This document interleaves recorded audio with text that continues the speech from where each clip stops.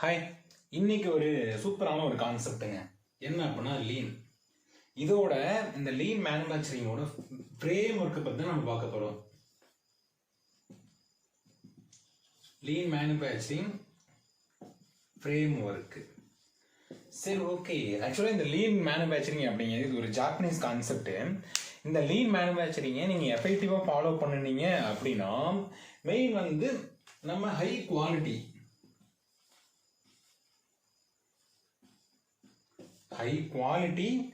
Second one பார்த்தீங்கன்னா low cost,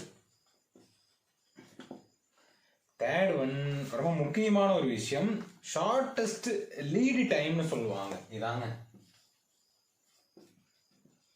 இதை நம்மளால வந்து அச்சீவ் பண்ண முடியும். நம்மளோட மெயின் டார்கெட் வந்து இதான். இதுக்கு ஒரு ஃப்ரேம் ஒர்க் இருக்கு. இந்த அஞ்சையுமே நம்ம ப்ராப்பராக இன்க்ளூட் பண்ணோம், அதை எஃபெக்டிவாக ஃபாலோ பண்ண ஆரம்பித்தோம் அப்படின்னா கண்டிப்பாக நம்மளோட ஒர்க் வந்து ரொம்ப ரொம்ப குவாலிட்டியாக இருக்கும். அது ஹை குவாலிட்டி கிடைக்கும். அதையும் தாண்டி காஸ்ட் வேஸ்டேஜ் சுத்தமாக இருக்காது. அதை நம்ம வந்து அவாய்ட் பண்ணிடுவோம். அடுத்தது லீட் டைம். நம்ம அதுக்காக வந்து ஒர்க் பண்ணக்கூடிய டைம் இருக்குது பார்த்தீங்களா, அது வந்து ஆட்டோமேட்டிக் கொஞ்சம் கொஞ்சமாக குறைய ஆரம்பிக்கும். சரி, ஓகே. அந்த மாதிரி ஃப்ரேம் ஒர்க்கில் ஃபஸ்ட்டு இருக்கிறது என்ன அப்படின்னா ஸ்டெபிலிட்டிங்க. ஸ்டெபிலிட்டி அப்படின்னா ரொம்ப ரொம்ப முக்கியமான ஒரு விஷயம். நம்மளோட ப்ராசஸ் ரொம்ப ஸ்டேபிளாக இருக்கணும். எப்போதுமே கான்ஸ்டண்ட்டாக இப்படி தான் நம்ம வந்து பண்ண போகிறோம் அப்படிங்கிற அந்த ஒரு ஸ்டெபிலிட்டி இருக்கணும். ஸ்டெபிலிட்டி இல்லை அப்படின்னா நம்மளால் எதுவுமே பண்ண முடியாது. நீங்கள் உங்களோட ஃபஸ்ட்டு உங்களோட ப்ரொடக்ஷன் ஏரியா அல்லது நீங்கள் ஒர்க் பண்ணுற ஏரியா ஒரு ஸ்டெபிலிட்டியை வந்து கிரியேட் பண்ணணும். நம்ம இதை இப்படி தான் பண்ண போகிறோம் அப்படிங்கிற அந்த ஒரு ஸ்டெபிலிட்டி அப்படிங்கிறது ரொம்ப ரொம்ப முக்கியமான ஒரு விஷயங்க. செகண்ட் ஒன் வந்து ஸ்டாண்டர்டைசேஷன்.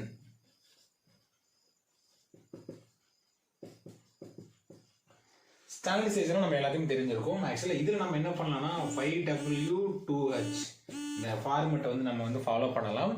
இந்த ஸ்டாண்டர்டைசேஷன் அப்படிங்கிறது இப்போ ஒரு ஒர்க் பிளேஸில் ஒரு நியூ ஆப்ரேட்டர் யாராவது நியூ ஒர்க்கர்ஸ் வராங்க அப்படின்னப்ப அந்த இடத்த இருக்கக்கூடிய ப்ராசஸ் அல்லது ஒர்க்கை இப்படி தான் பண்ணணும் அப்படிங்கிறதுக்கான ஒரு வழிமுறையை உருவாக்குறது. அது எல்லாத்துக்குமே விசிபிலிட்டியாக இருக்கிறது, அது வந்து டிரான்ஸ்பரண்டாக இருக்கிறது. அதை ஸ்டாண்டர்டைசேஷன் பண்ணி வச்சிருக்கணும். இப்போ வந்து நான் ஒரு குட் எக்ஸ்பீரியன்ஸ் பர்சன் அப்படின்னா எனக்கு அந்த இடத்துல எல்லா ஒர்க்குமே தெரியும். ஆனால் இது ஒரு நியூ பர்சன் வராரு அப்படின்னா அவருக்கு தெரியாது. அப்போ நம்ம ப்ராப்பராக ஸ்டாண்டர்டைஸ் பண்ணியிருந்தோம் அப்படின்னா எல்லாருமே ஈஸியாக அந்த ஒர்க்கை பண்ண முடியும். ப்ளஸ் அப்படிங்கிறப்ப குவாலிட்டி அப்படிங்கிறது ரொம்பவே ஹையாக இருக்கும். மூணாவது வந்து ரொம்ப ரொம்ப முக்கியமான ஒரு விஷயங்க concept JIT, just in time. Just in டைம்னா என்ன?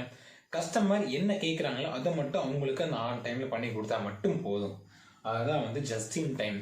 நம்ம இதை அச்சீவ் பண்ணணும் அப்படின்னா கண்டிப்பாக ஸ்டெபிலிட்டி இருக்கணும், அதே சமயத்தில் ஸ்டாண்டர்டைசேஷன் ப்ராப்பராக இருக்கணும். அது இருந்தால் தான் அச்சீவ் பண்ண முடியும். அடுத்தது ஜிடோகா.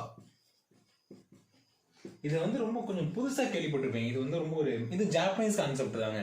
ஆக்சுவலாக இதில் என்ன சொல்ல வராங்க அப்படின்னா நம்மளோட ப்ராசஸில் ஏதாவது டிஃபெக்ட் வந்துச்சு, ஏதாவது ப்ராப்ளம் வந்துச்சுன்னா அதை ஆட்டோமேட்டிக்காக ப்ரிவென்ட் பண்ணி ஸ்டாப் பண்ணுற மாதிரி நம்மளோட சிஸ்டத்தை வந்து டெவலப் பண்ணி வச்சுருக்கணும்.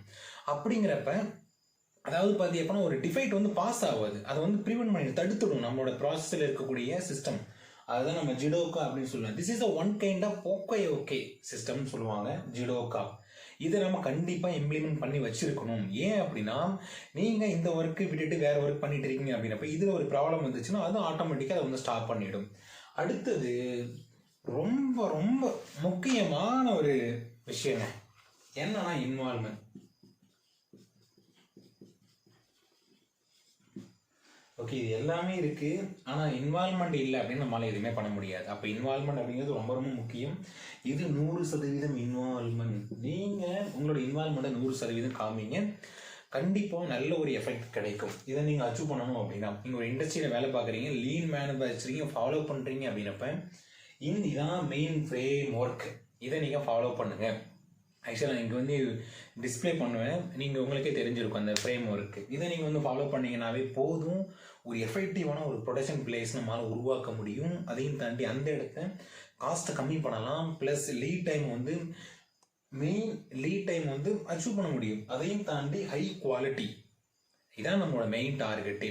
இதான் வந்து லீன் மேனுஃபேக்சரிங்கோட framework concept. Anyway lean manufacturing பற்றின வேறு ஏதாவது டவுட் இருந்துச்சு அப்படின்னா மறக்காமல் கீழே வந்து கமெண்ட் செக்ஷனில் வந்து ஷேர் பண்ணுங்கள். நான் உங்களுக்கு வந்து அதை வந்து கிளியர் பண்ணுறேன். எனிவே இந்த வீடியோஸ் பிடிச்சிருந்தா உங்கள் ஃப்ரெண்ட்ஸ் எல்லாத்துக்குமே ஷேர் பண்ணுங்கள். இதே போல் நெக்ஸ்ட் ஒரு இன்ட்ரெஸ்டிங்கான வீடியோட நம்ம அடுத்த பதில் மீட் பண்ணுவோம். பாய்.